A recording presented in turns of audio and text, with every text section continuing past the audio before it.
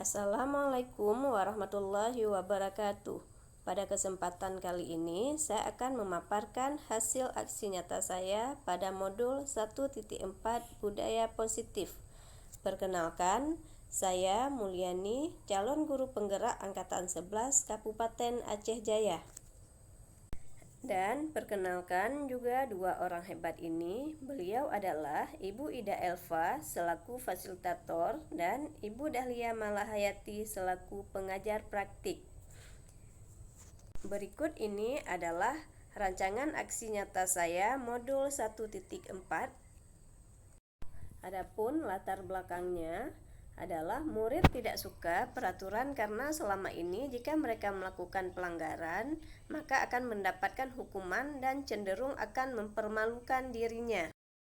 Tujuan aksi nyata ini adalah menciptakan murid yang merdeka dan disiplin diri yang kuat, menumbuhkan budaya positif di sekolah dengan meyakini nilai-nilai kebijakan universal.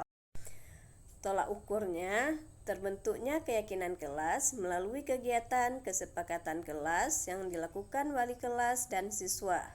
Siswa mampu menerapkan dan menjalankan keyakinan kelas yang telah dibuat. Adapun langkah-langkah tindakan yang akan dilakukan: 1.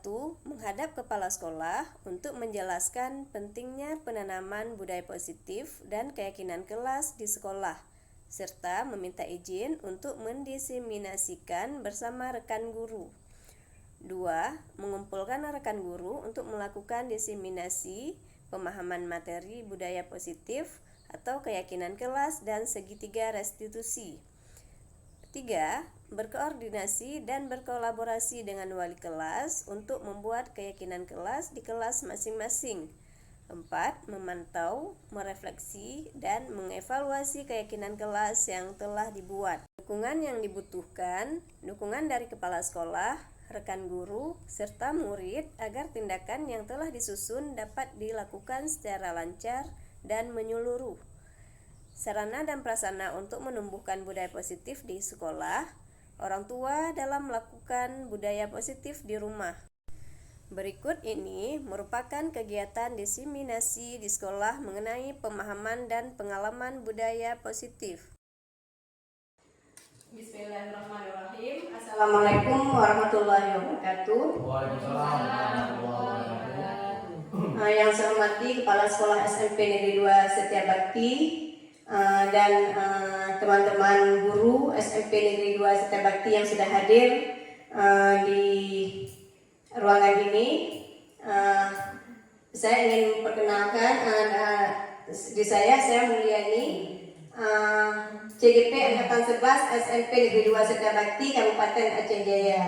Di sini saya ingin menerapkan penyebaran pemahaman dan penerapan pengalaman budaya positif. Ada konsep inti budaya positifnya: perubahan paradigma belajar, disiplin positif, nilai-nilai kebajikan, kebutuhan dasar manusia, motivasi perilaku manusia, posisi kontrol guru, keyakinan kelas, segitiga restitusi. Ini yang akan kita bahas sedikit nanti ya. Kemudian ada ini lagi pembelajaran dengan paradigma baru. Pembelajaran dengan paradigma baru ini merupakan pembelajaran yang dirancang berdasarkan prinsip pembelajaran berdiferensiasi, sehingga para peserta didik belajar berdasarkan tahap perkembangan sesuai teori psikologi modern untuk mewujudkan profil pelajar Pancasila. Maksudnya di sini pembelajaran berdiferensiasi ini pembelajaran yang berfokus kepada siswa dengan melihat kemampuan siswa, bagaimana kemampuannya itu berdiferensi, seperti ada visual, auditorik ya, kinestetik, itu pembelajaran yang berdiferensiasi. Ini yang harus kita terapkan kepada siswa.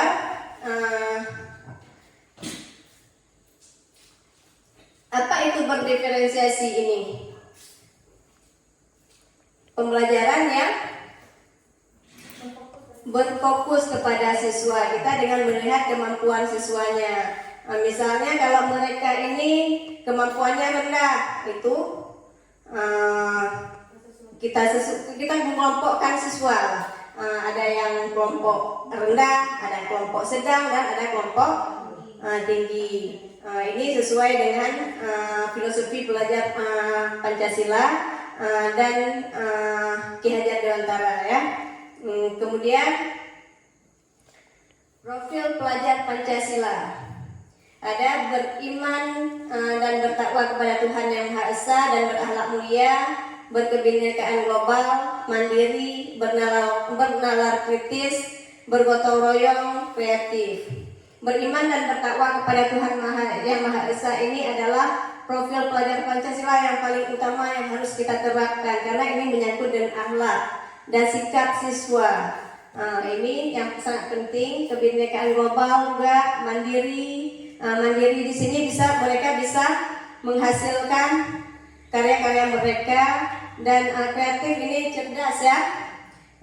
Bergotong royong ini pemahaman kita tentang gotong royong adalah mungkin kita membersihkan halaman bersama-sama, kita mengutip sampah ya, bersama-sama, itu gotong royong. Tapi gotong royong yang sebenarnya adalah gotong royong ini berkolaborasi, kerjasama antara guru dengan rekan sejawat. Misalnya kita membuat pelatihan ataupun tanya jawab yang mengenai pendidikan siswa yang bisa kita terapkan untuk siswa ke depannya, itu bergotong royong juga.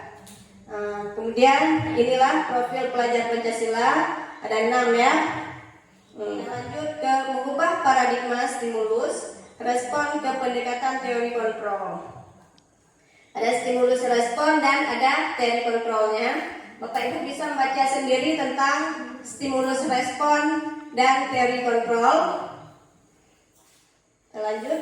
Di sini ada disiplin positif. Disiplin positif ini merupakan salah satu cara penerapan disiplin yang bertujuan untuk menumbuhkan kesadaran serta pemberdayaan peserta didik tanpa adanya imbalan penghargaan, ancaman atau hukuman. Maksudnya disiplin positif di sini,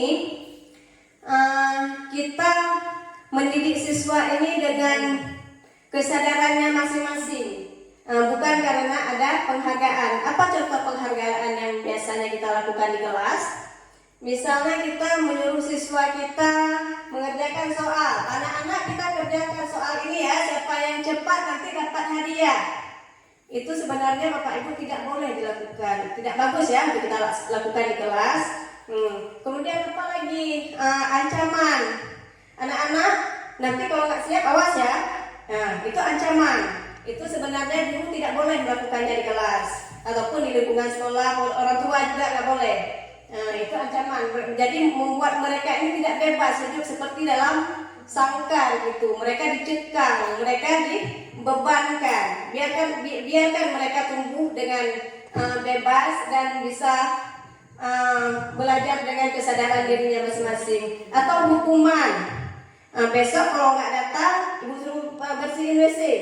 Itu hukuman. Itu hukuman yang paling jahat kepada siswa sebenarnya. Kita guru tidak boleh melakukan hukuman ini. Ini penghargaan yang sering dilakukan guru-guru ini, yang menurut guru ini efektif ya, supaya mereka termotivasi untuk belajar. Tetapi di luar pengetahuan kita, di luar kendali kita, penghargaan ini sangat menyiksa batinnya siswa. Mereka kalau dari sekarang kita ajarkan mereka mengharap penghargaan ataupun ancaman atau hukuman, kesadaran diri mereka tidak akan terbangun. Karena kenapa? Nanti kalau saya kerjakan, saya akan kasih hadiah. Berarti ada maunya kan? Ada syaratnya. Itu tidak boleh kita terapkan untuk siswa kita. Ini penghargaan. Kemudian lagi penghargaan ini yang sering kita lakukan di saat pembagian rapor. Dengan memberikan hadiah kepada siswa yang ranking ya. Mungkin kalau kita memberikan penghargaan ini boleh, ini untuk apresiasi kita kepada siswa karena mereka sudah belajar, tapi kasihlah hadiah yang sama, jangan membeda-bedakan, karena kita tidak bisa menilai siswa ini dia juara 1 berarti pinter, dia juara 2, juara 3 tidak. Karena kemampuan siswa ini berbeda dan banyak modelnya. Ada kemampuan siswa mungkin di bidang olahraga ataupun di bidang ngaji, sedangkan kita nggak suruh ngaji siswa di sini kan. Mereka pintar di bidang itu, mereka pintar di bidang tarian, menari, seni itu. Sedangkan seni yang kita ajarin ke siswa belum sampai ke situ yang bisa membuat kita lebih bisa menilai siswa ke situ. Makanya anak ini, siswa ini ataupun anak-anak ini adalah bervariasi, dia memiliki kemampuan dan kelebihannya masing-masing. Jadi tugas kita guru adalah memberikan apresiasi kepada peserta didik, bukan dengan penghargaan hadiah ya, tapi dengan memberikan terima kasih, dengan pujian-pujian lah, supaya mereka termotivasi. Saya rasa untuk memberikan ranking kepada siswa itu juga tidak efektif, karena kemampuan siswa itu berbeda-beda dan mereka punya kelebihannya masing-masing. Kemudian ancaman juga, dan sedikit-sedikit guru mengancam, karena dengan ancaman ini mereka takut kan, dan hukuman nggak mau, nanti kita harus kita kerjakan, kalau nggak nanti suruh bersihin WC. Itu batin mereka sudah tercekam dari sekarang kita buat. Makanya hindari yang berbentuk demikian itu ke depannya. Ya, sebagai tujuan kita adalah Sobat Etude ini, tujuan dari ini ya tadi penghargaan, imbalan dan hukumannya. Sebagai pendidik, tujuan kita adalah menciptakan peserta didik yang memiliki disiplin diri, sehingga mereka berperilaku mengacu pada nilai-nilai kebajikan universal dan memiliki motivasi intrinsik dalam perubahan perilaku ke arah yang lebih baik. Maksudnya di sini, maksud dari tujuan ini, mereka ini berbuat sesuatu ini dengan kesadarannya, dengan nilai-nilai kebaikan yang mereka miliki. Bukan karena penghargaan tadi, bukan karena ancaman, dan bukan karena hukuman yang tumbuh dan sadar dari hati mereka sendiri. Itulah tujuannya. Ini kita juga melatih atau membentuk siswa kita supaya berkeyakinan yang baik ya, memiliki disiplin diri yang baik tanpa adanya paksaan. Ini nilai-nilai kebajikan, nilai-nilai yang disepakati bersama lepas dari suku bangsa, agama, bahasa maupun latar belakang. Ini nilai-nilai kebajikannya. Ada contoh nilai kebajikan institusi atau organisasi. Di suatu institusi atau organisasi ini ada nilai kebajikannya masing-masing. Kalau misalnya di profil Pancasila, beriman dan bertakwa kepada Tuhan Yang Maha Esa, dan berakhlak mulia, berkebinekaan global, gotong royong, mandiri, kreatif, dan bernalar kritis. Sedangkan di PIP, toleransi, rasa hormat, mandiri, menghargai, antusias, empati, keingintahuan, kreativitas, kerjasama, percaya diri, dan komitmen. Di keterampilan di life skill ini, keterampilan hidup, dapat dipercaya, lurus hati, pendengaran yang aktif, tidak merendahkan orang lain, dan memberikan yang terbaik dari diri. Ini adalah contoh nilai kebajikan yang ada di instansi atau organisasi. Kita lanjut. Dan ada kebutuhan dasar manusia. Kebutuhan dasar manusia itu adalah segala sesuatu yang kita lakukan untuk mendapatkan apa yang kita inginkan. Seluruh tindakan yang kita lakukan memiliki tujuan tertentu, dan semua usaha terbaik yang kita lakukan adalah dalam rangka agar kebutuhan dasar kita terpenuhi dengan baik. Ini kebutuhan dasar dan kebutuhan yang dimiliki oleh setiap orang ya. Ini ada 5 kebutuhan dasar manusia, terdiri dari bertahan hidup. Ini kebutuhan yang paling atas ya, yang paling penting. Bertahan hidup, makanan, pakaian, tempat tinggal, keamanan, dan kesehatan. Ini kebutuhan yang paling utama. Untuk bertahan hidup kita butuh makan, butuh pakaian, butuh tempat tinggal, keamanan, dan kesehatan. Kita harus memperhatikan siswa kita sebelum mereka belajar. Kita harus mengkondisikan dulu sebenarnya. Kita harus mengetahui dulu mereka sudah makan apa belum. Mungkin mereka di rumah memang nggak ada makanan, belum makan. Bagaimana bisa menyerap pelajaran kalau mereka belum makan? Perut mereka kosong, ya kan? Ini makanan, pakaian, kemudian tempat tinggal, keamanan dan kesehatan. Kalau kesehatannya tidak terjaga, mereka sakit, tentunya belajar juga tidak efektif. Bagus untuk tim kesehatan ya, yang datang sebulan sekali untuk mengecek kesehatan siswa, itu bagus. Karena mereka lebih tahu nanti bagi apa yang dibutuhkan oleh siswa kita. Misalnya yang darahnya rendah ya, bisa dikasih obat penambah darah, atau yang sakit gigi bisa dirujuk ke puskesmas gitu. Kemudian kasih sayang, ini kebutuhan yang sangat dibutuhkan sebenarnya oleh manusia. Kita semua inginkan kasih sayang. Kita menginginkan kasih sayang dari orang tua kita, dari guru-guru kita, dari teman kita. Nih, ini yang termasuk dalam kasih sayang ini adalah dipedulikan, berbagi, kerjasama, menjadi bagian dalam kelompok. Ini kasih sayang. Kalau kita tidak dianggap, misalnya kita dalam kelompok, kita satu orang tidak dianggap dalam kelompok itu. Mereka hanya berbicara dengan yang lain. Kita sendiri tidak dianggap. Ini merasa kasih sayangnya, kita tidak mendapatkan kasih sayang dari teman kita, ya kan? Kemudian kita melihat lagi siswa kita yang kasih sayangnya kurang. Ini di mana-mana kalau pengalaman ya. Kalau siswa yang kasih sayangnya kurang, mungkin mereka butuh perhatian lebih. Mereka lebih agak bandel daripada siswa yang yang diperhatikan, begitu. Ini kasih sayang. Kemudian penguasaan, harga diri, ingin untuk dianggap memimpin, prestasi diakui, didengar. Ini penguasaan. Harga diri, ini jangan dibully sama kawan. Ini adalah salah satu kebutuhan yang diinginkan oleh manusia. Keinginan untuk dianggap, kita harus dihargai, minta dihargai, memimpin, berprestasi, diakui, didengar, itu penguasaan, kebutuhan penguasaan yang dimiliki oleh manusia. Kemudian ada kebebasan, mandiri, memiliki pilihan, mencoba hal baru. Kebebasan ini sangat penting juga, karena jangan tertekan ya. Kita harus memilih sesuai dengan kemauannya mereka, bukan harus kita patok dengan kemauan kita.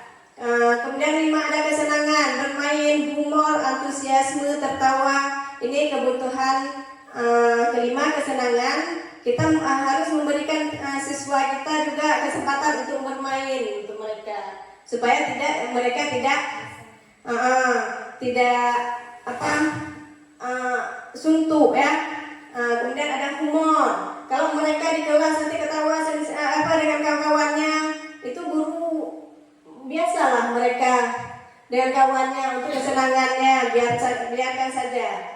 Antusiasme, tertawa, itu kebutuhan dari siswa kita. Kemudian motivasi perilaku manusia. Untuk menghindari ketidaknyamanan hukuman, itu motivasi perilaku manusia, untuk mendapatkan imbalan atau penghargaan dari orang lain, untuk menjadi orang yang mereka inginkan dan menghargai diri sendiri dengan nilai-nilai yang mereka percaya. Kemudian kita masuk ke dalam hukuman, konsekuensi, dan restitusi. Apa itu hukuman, apa itu konsekuensi, dan apa itu restitusi? Hukuman ini adalah hukuman yang kita berikan kepada siswa kita. Misalnya nanti terlambat sekolah membersihkan kamar mandi, atau terlambat sekolah hormat selama 1 jam. Itu hukuman. Tidak terrencana, tiba-tiba murid tidak tahu apa yang akan terjadi berupa hukuman fisik. Kemudian konsekuensi. Apa ini konsekuensi? Apa beda hukuman dengan konsekuensi? Kalau konsekuensi ini dia termasuk salah satu contohnya ya. Misalnya si A menumpahkan air di meja si B. guru mengatakan itu kamu harus membersihkan kembali meja si A karena kamu sudah menumpahkan air. Itu bukan hukuman, itu konsekuensi atas perbuatan dia. Yalah, karena dia sudah menumpahkan air, dia harus melap, harus membersihkan. Itu konsekuensi, bukan hukuman. Itu kamu sudah menumpahkan air di meja si A, kamu harus membersihkan. Jangan harap lagi si A yang bersihkan karena kita yang tumpahin air. Itu konsekuensi. Tapi hukuman tadi seperti hormat yang bendera ya, apalagi membersihkan WC itu hukuman. Restitusi ini nanti ada jalan keluarnya, itu restitusinya. Proses menciptakan kondisi bagi murid untuk memperbaiki kesalahan. Proses kolaboratif yang mengajarkan murid untuk mencari solusi sendiri. Setelah kita tadi contohnya kita suruh bersihkan meja, kemudian kita memberikan restitusinya, memberikan solusinya. Besok-besok jangan masak lagi ya, gitu. Jadi pelan-pelan supaya tidak bisa tumpah air, itu restitusi solusi dari konsekuensi yang dia lakukan tadi. Kemudian ada 5 posisi kontrol guru. Ini posisi kontrol yang dimiliki oleh guru: penghukum, pembuat merasa bersalah, teman, pemantau, manajer. Apa ini penghukum? Terlihat? Ini adalah posisi kontrol yang dilakoni oleh guru ya. Semua kita guru mempunyai posisi kontrol ini. Tapi nggak tahu kita dengan kesadaran ataupun kita bisa melihat di mana posisi kontrol saya sekarang. Apakah ada di penghukum, adakah pembuat merasa bersalah, teman, pemantau, atau manajer. Ini posisi kontrol kita. Kita sendiri bisa tahu di mana letak posisi kontrol kita. Contoh penerapan 5 posisi kontrol guru. Misalnya ada kasus siswa tidak memakai atribut lengkap saat upacara bendera. Penghukumnya hormat bendera selama 1 jam. Ini menghukum siswa. Ini perbuatan yang sangat sadis ya. Karena tidak memakai atribut, siswa ini kita suruh hormat bendera. Mudah-mudahan di sekolah kita tidak ada ini dan tidak boleh ke depan, tidak boleh dilakukan. Kemudian membuat merasa bersalah. Kalau membuat dengan ucapan begini, mungkin kita katakan, berapa kali ibu harus memberikan kamu selalu mengecewakan ibu. Itu mungkin dengan kata-kata begitu mereka ini merasa bersalah. Oh iya, ibu ini selalu bilang, tapi saya selalu tidak pernah mendengarkan ibu ini. Selalu saya tidak pernah pakai atribut sekolah. Ini adalah merasa bersalah siswanya. Yang ketiga, teman. Tolonglah ikuti aturan sekolah, bantu ibu sekali ini saja ya, sudah tidak apa-apa. Lain kali jangan buat seperti ini lagi ya. Ini kita menganggap siswa ini sebagai teman. Kita mengajak dia, seperti kita ngomong dengan teman, bu lah, besok jangan ini lagi ya. Itu seperti teman berarti. Ini posisi kontrol. Yang keempat, pemantau. Pemantau ini kamu sudah melanggar peraturan sekolah. Kamu tahu akibatnya, setelah upacara kamu beli atribut ke toko ya, ke toko dan jangan diulang lagi. Ini pemantau. Sedangkan manajer, apakah kamu tahu kesalahanmu? Kira-kira bagaimana kamu memperbaiki kesalahan kamu? Manajer ini adalah posisi kontrol yang sangat bagus digunakan oleh guru. Mudah-mudahan kedepannya guru kita bisa menggunakan posisi kontrol untuk mengatasi siswa-siswanya. Posisi kontrol ini, yang manajer ini posisi kontrol yang sangat bagus karena dia, kalau kita melihat siswanya bersalah, kita panggil dulu siswanya, kita tanyakan dulu alasannya apa, kemudian kita berikan solusinya. Ini manajer yang diharapkan oleh posisi kontrol guru yang sangat baik. Semoga kita bisa menjadi manajer ya, bisa mengatasi siswa kita dengan posisi kontrol manajer. Kemudian keyakinan kelas. Ada pertanyaan di sini. Mengapa keyakinan kelas? Mengapa bukan peraturan kelas? Apa perbedaan keyakinan kelas dan peraturan kelas? Siapa bisa jawab keyakinan kelas? Kalau keyakinan kelas, peraturan yang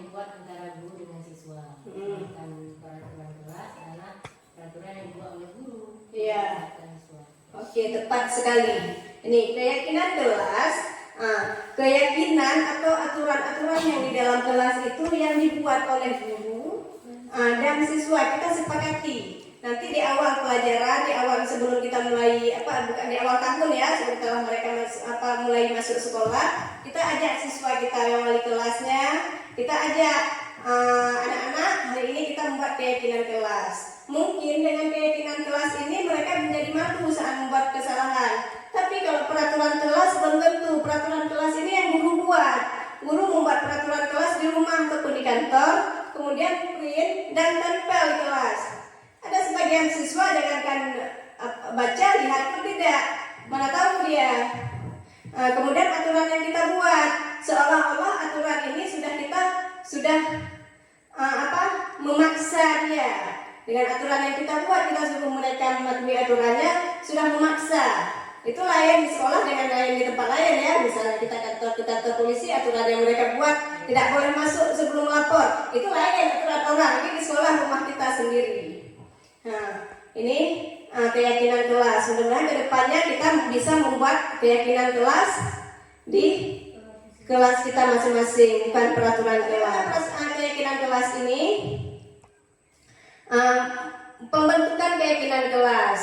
Keyakinan kelas ini bersifat abstrak, berupa pernyataan universal, dibuat dalam pernyataan positif, sedikit saja agar mudah diingat, sesuai dengan kondisi kelas hingga mudah diterapkan. Semua warga sekolah atau warga kelas dilibatkan saat membuat keyakinan kelas. Ini pembentukan keyakinan kelas. Tidak bersifat abstrak, dia terbuka bersifatnya. Kita menanyakan langsung kepada siswanya. Kemudian pernyataan yang universal bersama ya. Kemudian pernyataan positif. Tentunya keyakinan kelas yang kita buat ini dalam bentuk positif kan. Misalnya masuk kelas tepat waktu, tidak boleh membuang sampah sembarangan. Apalagi tidak boleh makan minum di dalam kelas. Tidak boleh mengganggu kawan. Ini keyakinan kelas. Misalnya ini keyakinan kelas yang dibuat oleh siswa dan guru. Nanti saat mereka berbuat kesalahan, kita bisa mengulang lagi. Kenapa buang sampah di sembarangan? Apakah apa keyakinan kelas yang kamu buat? Pelanggaran apa yang sudah kamu langgar? Setelah keyakinan kelas ini dibuat dan kita menjelaskan nilai-nilainya. Misalnya tadi jangan buang sampah sembarangan. Itu nilainya berarti kebersihan kan? Itu nilai keyakinannya kebersihan. Berarti kalau kita buang sampah sembarangan menjadi jorok. Kemudian tidak datang terlambat. Kita tanya kenapa datang terlambat? Karena ada alasannya apa? Nanti kita kembalikan ke keyakinan kelasnya. Kalau datang terlambat berarti tidak. Kita tanyakan, kalau kamu datang terlambat, kira-kira keyakinan kelas apa yang kamu langgar? Itu kita tanya ke siswa. Pasti dia menjawabnya disiplin bu. Boleh nggak kita melanggar disiplin? Itu pertanyaan kita yang harus kita tanya ke siswa. Berarti kalau nggak disiplin boleh tidak? Itu nilai-nilainya. Kemudian ada di sini segitiga restitusi. Apa itu segitiga restitusi? Segitiga restitusi ini adalah cara mengatasi masalah. Segitiga yang kita lakukan untuk memvalidasi siswa kita. Misalnya menstabilkan identitas menstabilkan identitas, validasi tindakan yang salah, menanyakan keyakinan kelas. Menstabilkan identitas tadi bagaimana? Ini restitusinya, cara mengatasi masalah, cara kita menyikapi masalah siswa. Ini segitiga restitusi. Misalnya menstabilkan identitas. Apa maksud dari menstabilkan identitasnya? Kita menanyakan dulu, misalnya siswa terlambat. Kita tanyakan dulu ke siswanya, kenapa kamu terlambat? Jangan sedikit-sedikit menghukum, sedikit-sedikit memberikan dia hukuman ataupun ancaman. Tidak boleh, kita harus menstabilkan dulu identitas. Kita tanya dulu alasannya kenapa telat. kemudian kita validasikan tindakan yang salahnya. Boleh terlambat, tapi jangan sering ya, ataupun jangan terlambat kali lah, 5 menit boleh. Kita berikan validasi tindakan yang salah. Kemudian menanyakan keyakinan. Kalau kamu terlambat, keyakinan apa yang kamu langgar? Disiplin, boleh nggak disiplin? Gitu.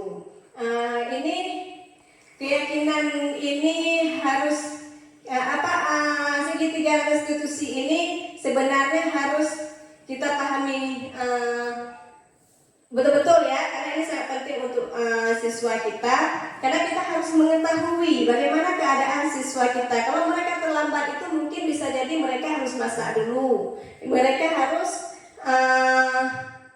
kasih umpan ayam dulu. Ini kalau misalnya di kota-kota kita bisa melihat bagaimana keadaan siswanya.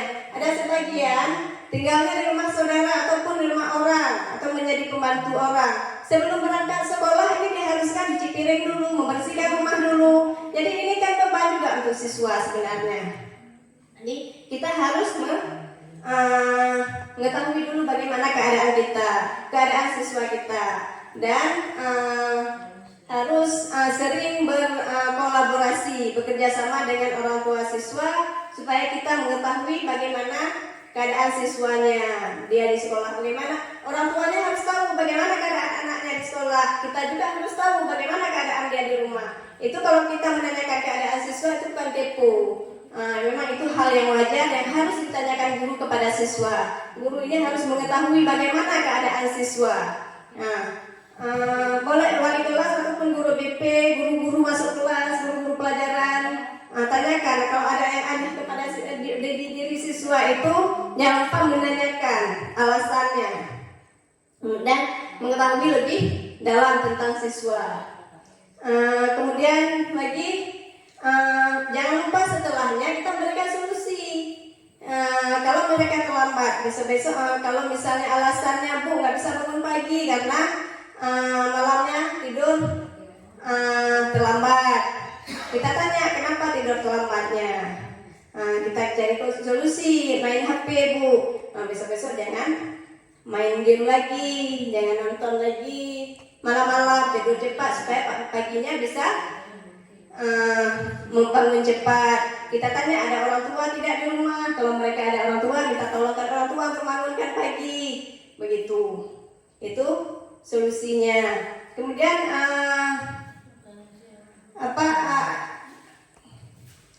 boleh memanggil orang tua.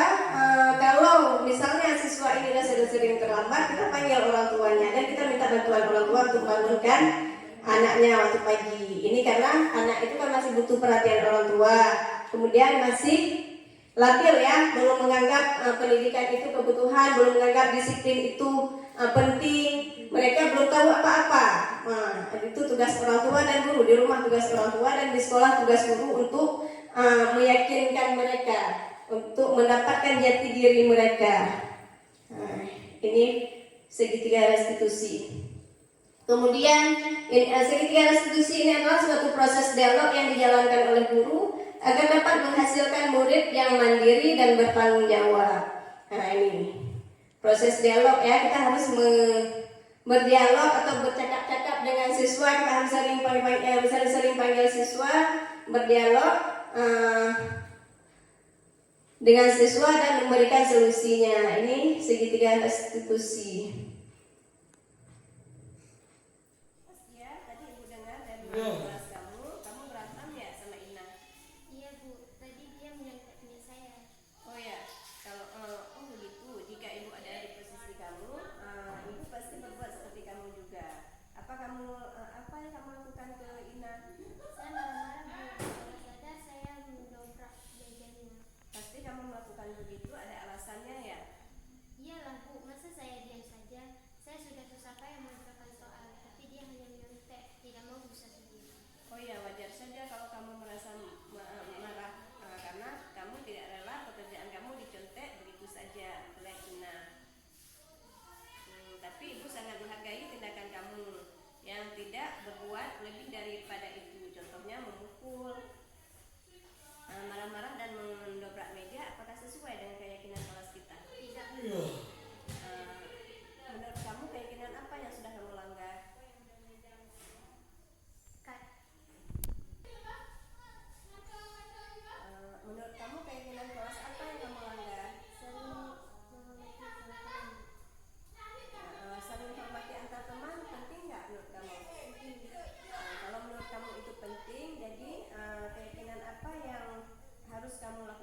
kamu marah? Baik, kalau menurut kamu penting, jadi keyakinan kelas apa yang harus kamu lakukan saat kamu marah? Saya harus lebih bersabar.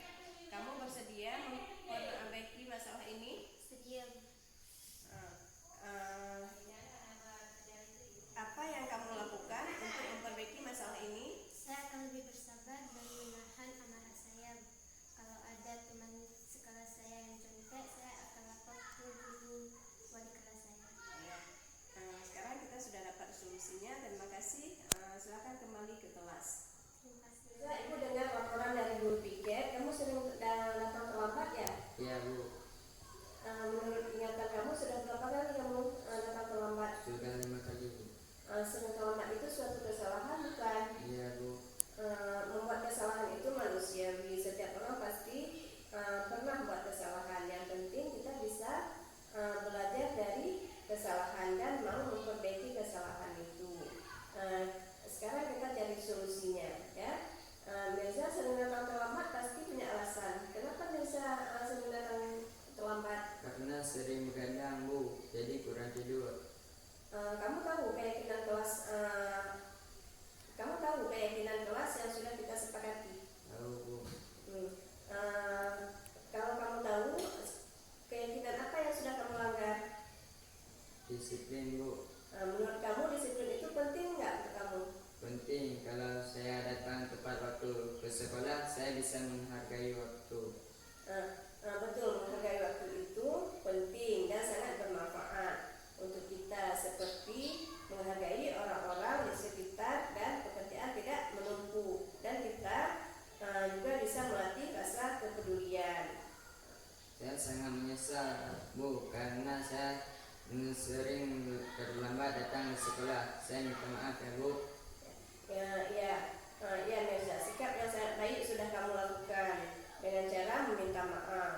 Menurut kamu apa yang akan kamu lakukan supaya kamu tidak terlambat lagi? Saya akan tidur lebih cepat dan saya tidak akan begadang lagi Bu, agar bisa cepat datang ke sekolah. Ya, supaya kamu tidak terlambat lagi, ibu akan bekerja sama dengan orang tua kamu untuk membangunkan kamu, ya. Ya Bu, Sekarang kembali ke kelas. terima kasih Bu. Cara menstabilkan identitas sekarang. Kalau berdasarkan prinsip pembuat kesalahan adalah bagian dari proses pelajaran. Cara menstabilkannya, berbuat salah itu wajar. Itu boleh kita bilang ke siswa, tapi harus ada titik kontrolnya, tidak boleh memukul.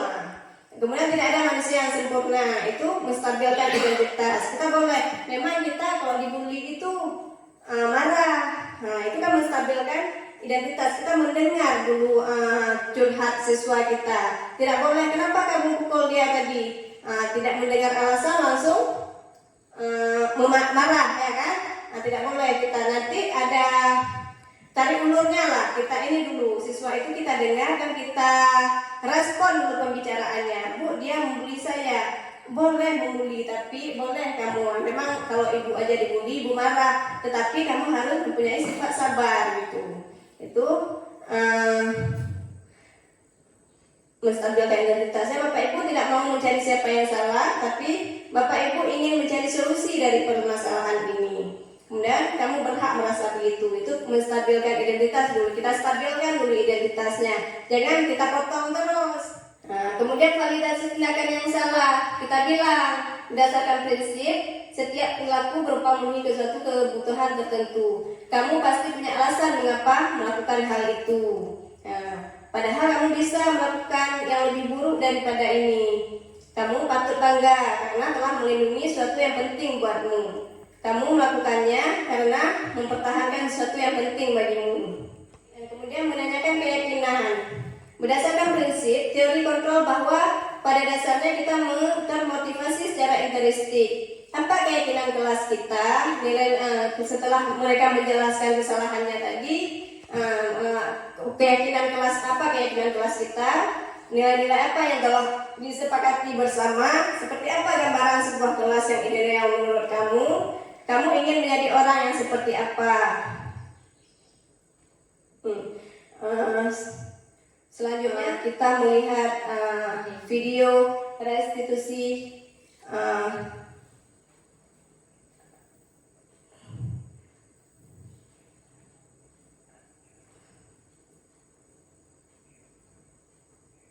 segitiga restitusi ya, video yang telah saya buat bersama murid kita. Assalamualaikum warahmatullahi wabarakatuh.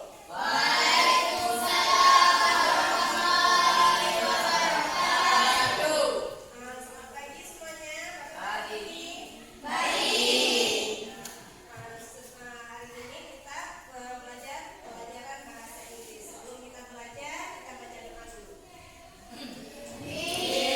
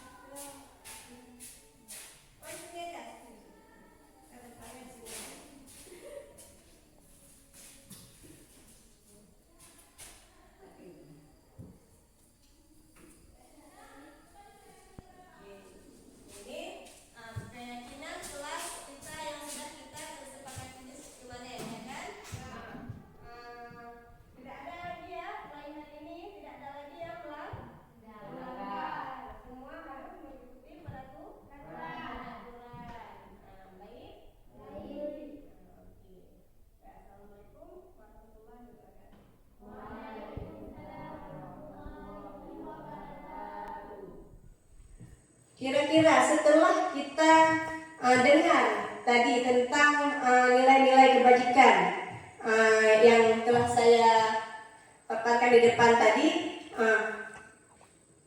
Apa kesimpulan dari nilai kebajikan itu? Apa kesimpulannya? Coba Ibu Dada. Kesimpulannya, yang pertama, pemahaman dan penerapan budaya positif itu harus diterapkan kepada siswa, sehingga dengan mengikuti pembelajaran ini kami dapat menerapkan budaya positif seperti perubahan paradigma belajar, disiplin positif, nilai kebajikan, keyakinan kelas, dan lain-lain. Ya, oke, tepat sekali. Itu adalah kesimpulan pembelajaran kita kali ini. Sekaligus itu refleksinya ya. Saya harap untuk kedepannya kita guru ini bisa menerapkan nilai-nilai positif yang bagus lagi untuk anak didik kita. Oke, terima kasih untuk Bapak Ibu yang sudah berpartisipasi dalam pembelajaran ini. Saya ucapkan terima kasih. Assalamualaikum warahmatullahi wabarakatuh.